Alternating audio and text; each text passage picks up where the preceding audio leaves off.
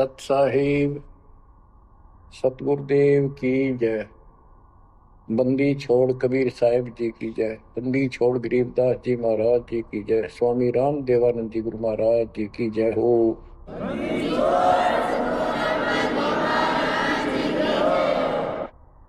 सर्व संतों की जय, सर्व भक्तों की जय, धर्मी पुरुषों की जय।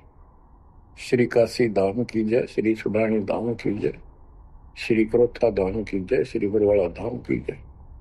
सत साहिब परम पिता परमात्मा कबीर जी की असीम कृपा से बच्चों, आज हमारे अंदर अपने घर जाने की प्रबल प्रेरणा हुई है। बच्चों, कोई भी काम है उसकी विशेष जानकारी होने के बाद उसमें रुचि बनती है। किसी प्रकार अब हमें पता चला है कि इस लोक में हम गलत स्थान पर रह रहे हैं,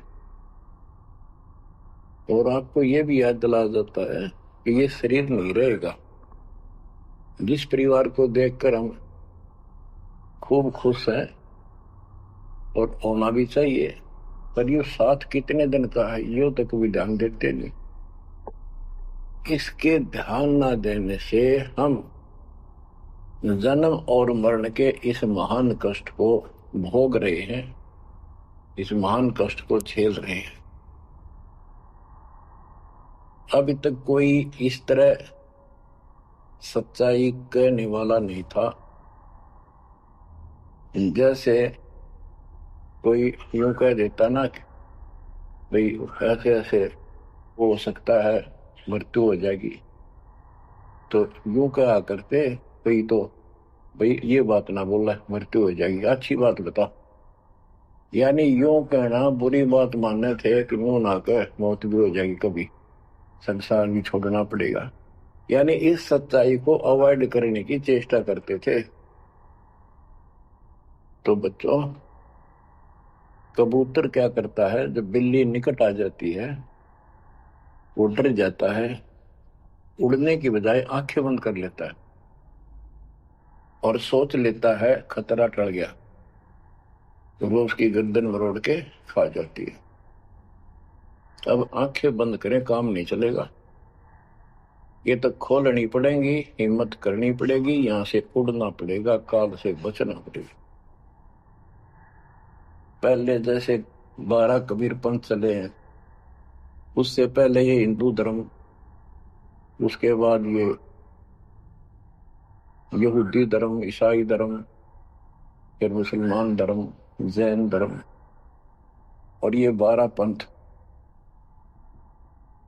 इनमें ज्ञान तो बताया जाता था कि भक्ति कर लो, नहीं तो 84 लाख योनियों में जाना पड़ेगा, पशु पक्षी बनना पड़ेगा। और आत्मा डरती भी थी, भक्ति के लिए प्रेरित भी होती थी, लेकिन वो भक्ति शास्त्र विरुद्ध थी, शास्त्र में प्रमाणित नहीं थी, और वो ज्ञान भी शास्त्र प्रमाणित नहीं था। श्रीमद् भगवत गीता अध्याय 16 श्लोक 23 में स्पष्ट किया है कि शास्त्र विधि को त्याग कर जो अपनी मर्जी से मनमाना आचरण करते हैं अपनी इच्छा से, उनको न सुख होता है, न कोई सिद्धि प्राप्त होती है, और न ही उनकी गति होती है। या तो ये कहो कि गीता गलत और ये झूठे गुरु सच्चे, इनमें से एक को रिजेक्ट करना पड़ेगा। लेकिन गीता को कोई रिजेक्ट कर नहीं सकेगा, आखिर में इन झूठे गुरुओं को त्यागना पड़ेगा। बच्चों, परमात्मा के पाने के लिए, उस सुख को प्राप्त करने के लिए कितने कितने कष्ट झेले हैं महापुरुषों ने, हमने भी उठाए। हम ऋषि बने, ऋषि बनकर कठिन साधनाएं की, जैसा लोकवेद दंत कथाएं सुना करते थे उसके आधार पर सिद्धियां आ गई, सिद्धियां दिखा कर प्रसिद्धि होगी, उस प्रसिद्धि के ऊपर हम प्रसिद्ध हो गए और खूब महर्षि प्रसिद्ध हो गए। अब पता चला वो प्रसिद्धि कैसी थी, जैसे आपको राबिया का प्रमाण बताया, 4 साल की ठीक साधना से ऐसे ऐसे चमत्कार भी हो गए, मक्का उठ के आ गया, लेकिन भविष्य जीरो हो गया उसका। सिर भी काट दिया, इतनी प्रेरित थी भगवान के प्रति, लेकिन नथिंग, कुछ नहीं हुआ। काम तो अब बनेगा जब बनवाया जाता है। गरीब ये जीवन सफल है, जब लग राम रटंत, देखो री को जाने दे, भरम पड़े हैं पंथ। इस मनुष्य जीवन की सफलता उसी की है जो परमात्मा का भजन करते हैं, अन्यथा इसका कोई यूज नहीं। पशु पक्षी का भी ऐसा ही जीवन है, ऐसे ही कर्म वो करते हैं, खाना पीना, टट्टी जाना, बच्चे उत्पन्न करना, बच्चों के लिए फिर सारा दिन भटक के उनका पोषण करना, फिर मर जाना। ये कोई जीवन है? इस ज्ञान से आपके अंदर जो गलत प्रेरणा भरी हुई है वो काल द्वारा भरी गई है, बहुत प्रबल है, वो सामान्य नहीं है। अब जैसे किसी को बुखार हो जाता है तो उसके बस की बात नहीं वो नॉर्मल हो जा, तो उसके लिए औषधि की आवश्यकता पड़ती है, और जब नॉर्मल हो जाएगा फिर सारे काम ठीक करेगा। इसी प्रकार ये आपके बस की बात नहीं है जो आप जिस व्यवस्था में लग रहे हो। ये इस ज्ञान से, इस भक्ति से आपका ये अज्ञान हटेगा, ये जिससे प्रभावित हो बुखार हटेगा, फिर आपकी लगन अजब से बनेगी, अलग से बनेगी। अगर ये भाव नहीं बना तो क्या ये जीवन अच्छा है जो आप जी रहे हो? कोटि जन्म तन भर में तोगे, कुछ नहीं हाथ लगा रहे। कुकर कुत्ता, सुकर सुअर, खर गधा, कौवा बुगला, बता इन प्राणियों के शरीरों में असंख्यों बार कष्ट उठा लिया अपने को, असंख्यों बार, एक बार नहीं। तो क्या इस प्रोसीजर को जारी रखोगे? मेरी आत्मा तो मान नहीं रही कि आप इसको स्वीकार कर लोगे। और अब भी आपकी आंखें नहीं खुलेंगी और आपकी प्रेरणा नहीं बनेगी, तो फिर इंसान नहीं, पत्थर हो तुम, पत्थर। कोटि वर्ष करे संगत संतों की, पत्थर का जल में क्या बीजे, चंदन बन में रंग ला दे, एक बांस बिटन भी ना सींचे। पत्थर को जल में डाल दे, कितने गहरे जल में डाल दे, कितने दिन डाले रखे, उसका कोई असर जल का नहीं होता। नहीं, जल से तो नरम होता है पदार्थ, बाहर निकालते उसको घिसा दे दूसरे पत्थर से, ज्यों का त्यों चिंगारी निकलेंगी। तो पत्थर जैसे प्राणियों को किसी चीज का असर नहीं होता। ये अमृतवाणी उन पुण्यात्माओं को झंझोड़ कर रख देंगी जिनकी आंखें काल में अज्ञान से बंद कर रखी हैं। उस परम पिता के घर जाने के लिए, सुख को प्राप्त करने के लिए, गरीबदास जी बताते हैं कि मंसूर मैसूर क्यों हो गया, शरीर फांसी प्रवेश, और जाके ऊपर एती नौबत बीती। कैसा है वो देश? उस परमात्मा के सुख को, सतलोक की प्राप्ति के लिए, उसकी प्राप्ति के लिए टुकड़े टुकड़े शरीर करा दिया मंसूर अली जी ने, पीछे नहीं हटा। तो गरीबदास जी कहते वो सुख कितना होगा जिसके लिए शरीर भी खत्म कर दिया, कोई नो प्रॉब्लम। और ये शरीर तो आपका रहेगा नहीं, गारंटीड है। इसलिए बार बार याद दिलाता हूं कि हमारे ऊपर नशा जबरदस्त कर रखा काल में। ये आपके बस की बात नहीं, ये तो ये एंटीबायोटिक आपको प्रेरित रखेंगे। आप भक्ति भी करोगे, बुराइयों से बचोगे, और अपने घर जाने की प्रबल इच्छा बनेगी। जहां आशा ता बासा होई, मन कर वचन सुमरियो सोई। गिरिव नरसिंह रूप सतगुरु धरा, प्रहलाद भगत के काज, हिरणाकुश को ले गया, ज्यों तीतर को बाज। परमात्मा कबीर जी ने ही नरसिंह रूप धारण किया। ये सारा श्रेय अभी तक श्री विष्णु जी उर्फ श्री कृष्ण जी को दिया जा रहा था। जो भी है परमात्मा चाहते हैं कि किसी तरह इनकी भक्ति में आस्था बनी रहे। ये किसी को मानकर भक्ति कर रहे करते रहो, उससे मिलना कुछ नहीं, पर पिछले संस्कार से मालिक उनकी मदद स्वयं करते हैं। गरीब नामा का देवल फेरा, मुई जवाई गाय, पीड़ा मिट्टी संत की, छान छवाई आए। कबीर साहब कहते हैं, दो दिन मेरी शरण है, ताका हूं मैं दास, दास में नौकर गुलाम, और गैल गैल ला गया तो जब तक धरती आता। अब नामदेव जी पिछले संस्कारी थे। परमात्मा कबीर जी कहीं भी आश्रम बना के कुछ समय के लिए रह जाते हैं, एक गुरु की भूमिका करते हैं। अपने बच्चों को वहां आसपास के क्षेत्र के बच्चों को ज्ञान सुनाते हैं। कोयल के बच्चे उस ज्ञान को सुनकर, आवाज को सुनकर परमात्मा की तरफ खिंचे आते हैं, कौवे वाले रह जाते हैं। तो उस समय रंका और बंका दोनों पति पत्नी थे। एक उनकी बेटी थी वंका। नामदेव भी उसी समय परमात्मा कबीर जी के शिष्य हुए थे जब वो वासनपुर में लीला कर रहे थे। हम ज्ञान सुन लेते हैं, सारी बात करते हैं, पर अपनी जो पूर्व प्रेरणा है पिछले जन्म के संस्कारों से भी हम बाज नहीं आते। अब नामदेव जी जा रहे थे, एक मंदिर में आरती हुई थी, ब्राह्मण लोग आरती कर रहे थे, और उसके ऐसी धुन चढ़ी कि वो भी मंदिर में पहुंच गया। हाथ में जूते निकाल लिए अपने, जैसे ये बजाते हैं ताल, उस तरह बजाने लग गया। घंटी बजाते हैं और बजाता बजाता आरती में मगन होकर उनके ब्राह्मणों के बीच में पहुंच गया। यानी पत्थर की मूर्ति के सामने पहुंचना चाहा। पंडितों ने पकड़ कर उसको मंदिर के पीछे फेंक दिया।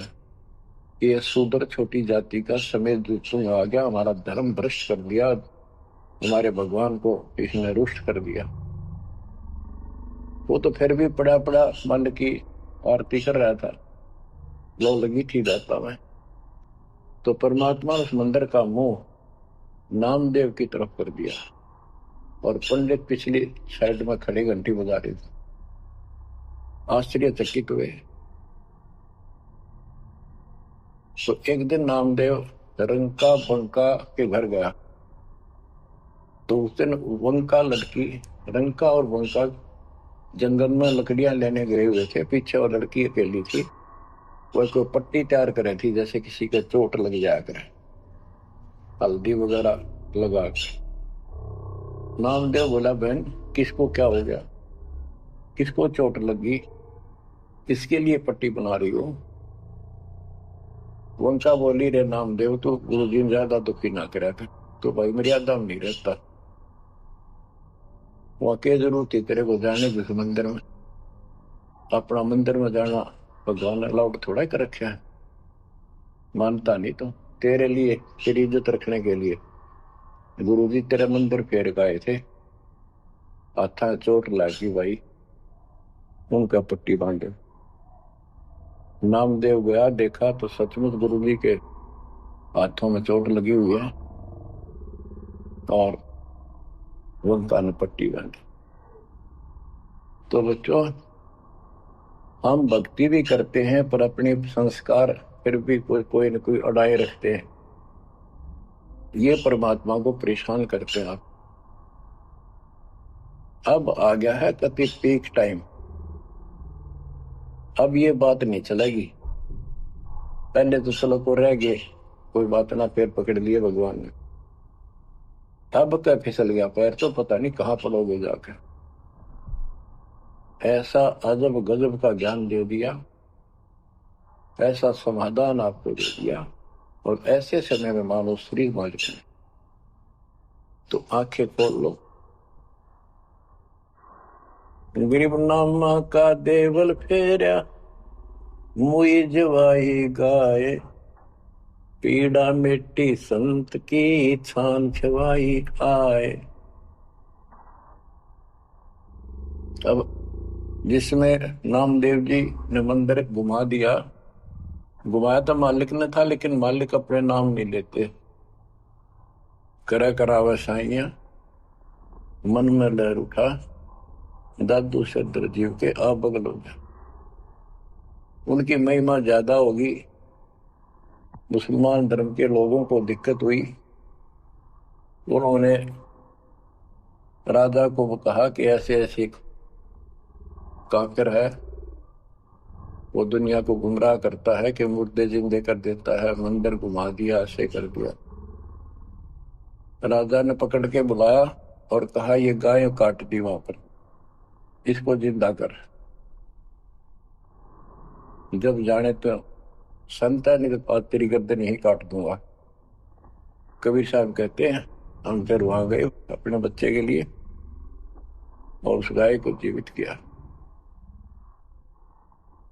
जैसे पुराने समय में सब छान झोपड़ी डाला करते थे, हट घास ग्रास की, और वो साल भर में कंडम हो जाती थी, तो बारिश आने से पहले उनको फिर से या तो नहीं डालते थे या कुछ रिपेयर किया करते थे। नामदेव की माता जी ने कहा बेटा अपनी छान ठीक कर ले झोपड़ी, बारिश आने वाली है, मौसम निकट है। वो कहने लगा ठीक है माता जी, जाता हूं मैं जंगल से सरकंडे काट के लाता हूं, घास फूस। रास्ते में सत्संग हो रहा था, सत्संग सुनकर फिर वहां सेवा में लग गया। शाम होगी, वापस आ गया। उसकी माँ बोली बेटा ले निकल घास फूस। माँ ऐसे ऐसे सत्संग में चला गया, ध्यान नहीं रहा। अगले दिन फिर ऐसे ही। उसकी माँ बोली भाई देख ले तो बारिश हो जाएगी, कुछ दिन सारे कपड़े भीजेंगे, अपने भीगेंगे, बहुत नुकसान हो जाएगा। अगले दिन भी ऐसे हुआ। तीसरे दिन उसने सोचा आधा सत्संग सुन लूं और फिर जाऊंगा। आधा सत्संग सुनकर चल पड़ा। सत्संग तो फिर पूरा सुनना पड़ा उसने, फिर सेवा सेवा ना करी, अपना काम के लिए चल पड़ा। जल्दी जल्दी घास फूस काटने लगा, पैर में कुहाड़ी लगी, दांती लगी और ज्यादा चोट लगी। पैर के पट्टी बांधी, अपना कपड़ा वही ले रखा तो पाड़ के चद्दर।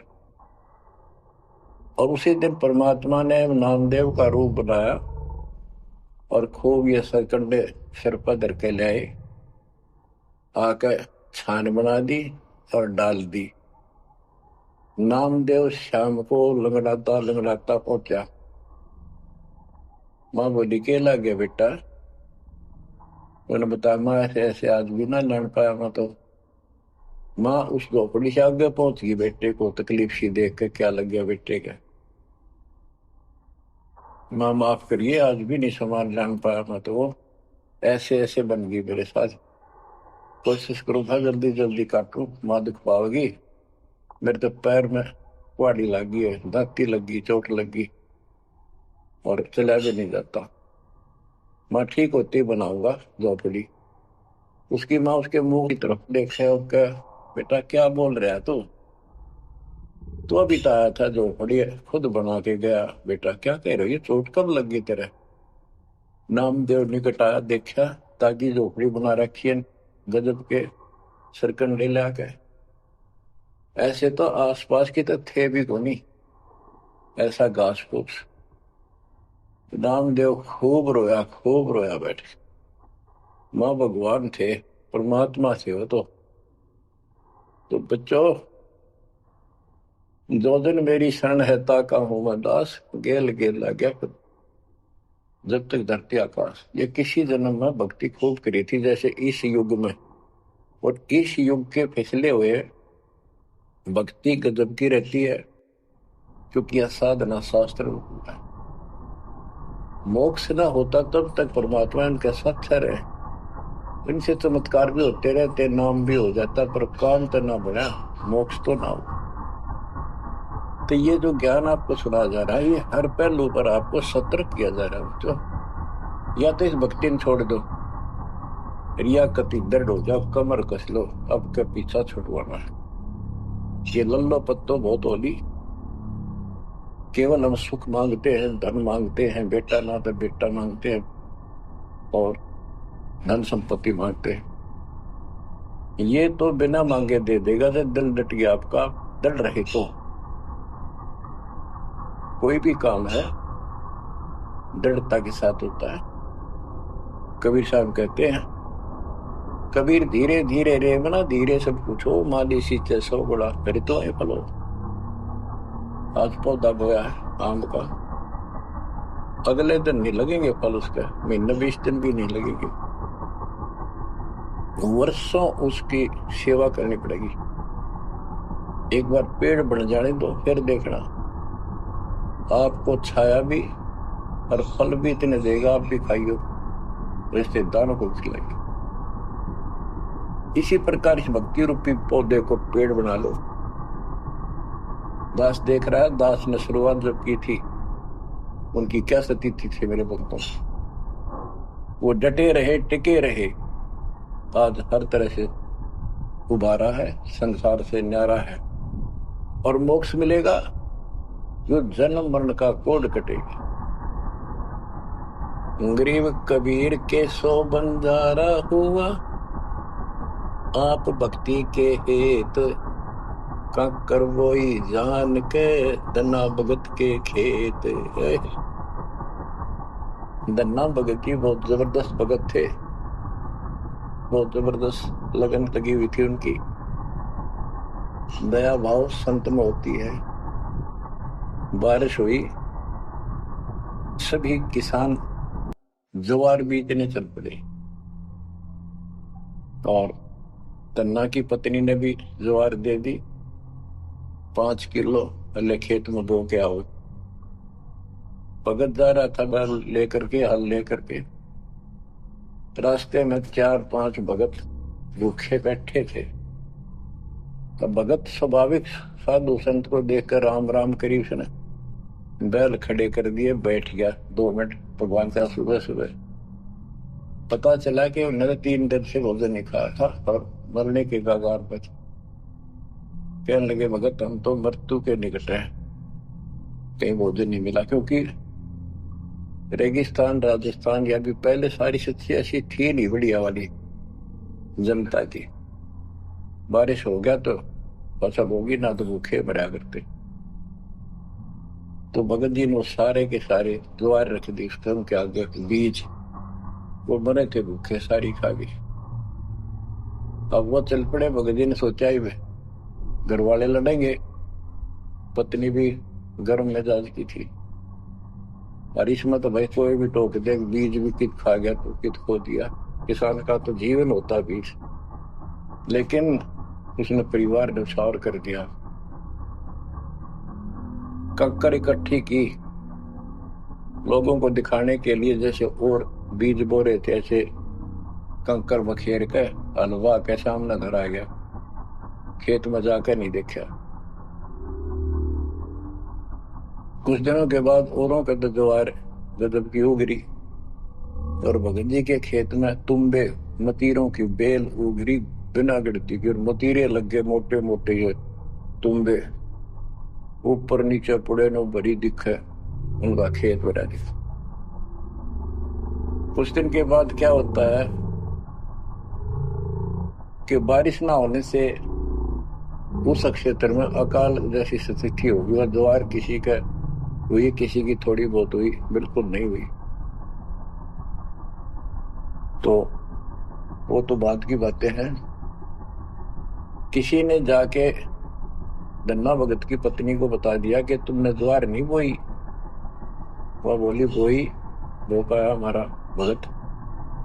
कि नाप के तो मतीरे उग रहे हैं, ज्वार है ही नहीं। उसका दुख हुआ, ज्वार भी कित खा गया यो। तो वह गई, देखा सचमुच वहां तो मोटे मोटे मतीरे भरे पड़े। एक मतीरा यानी एक तुम्बा लेकर चल पड़ी। धन्ना भगत को पता था कि बात आज बिगड़ चुकी है। उसके बाहर जाते ही भगत वहां आ जाते थे, उसके रहते नहीं आते थे। वह जल्दी वापस आ गई। धन्ना भगत ने सोचा था शाम तक आओगी।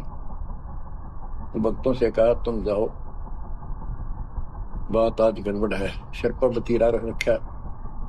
ताते उसने मतीरा शर्मा मारा धन्ना भगत का। धन्ना भगत जी ने थोड़ा बचाव किया तो धरती में लगकर फूट गया। फूटते उसमें ज्वार निकली जैसी बीज की साफ सुथरी भेजी थी।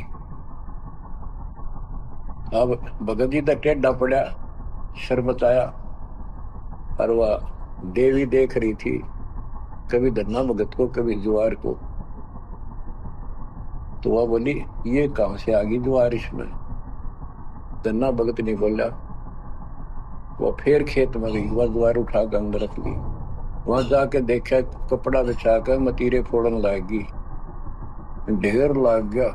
गठड़ी बांध के चल पड़ी, ढोण लागी ज्वार। अरोरा की ज्वार कति कंडम सी होगी, वो ये कोई ना खड़ी तो रही, पर उसमें बीज नहीं बना, सूखी सूखी सी खड़ी।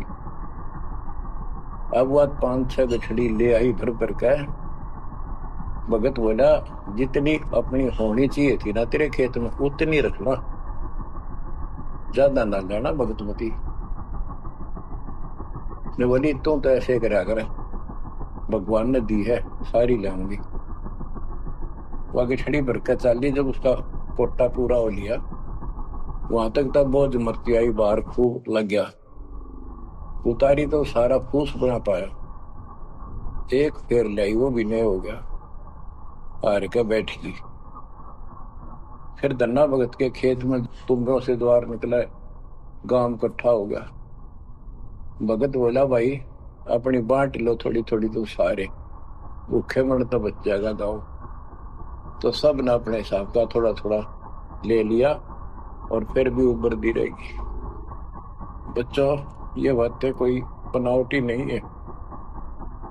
जिनने भगवान के ऊपर समर्पण किया, जो भगवान पर समर्पित हुए, भगवान ने कभी उनका मारा नहीं। चारों युगों में देख लो हमने किसका रखा मार। तो बच्चों ये महापुरुषों की जो कथाएं हैं आज अपने काम आऊंगी। आप एक बार लग कर देखो इस मार्ग में, कोई जगह नहीं रहेगी आपको अगर मगर करने की। इस मन को कति परमात्मा हर तरह से संतुष्ट कर देगा। दास अपनी एक कथा बताओगा। हम सुनते थे कि द्रौपदी का चीर बढ़ा दिया भगवान ने, पर ये नहीं पता था क्यों बढ़ाया था।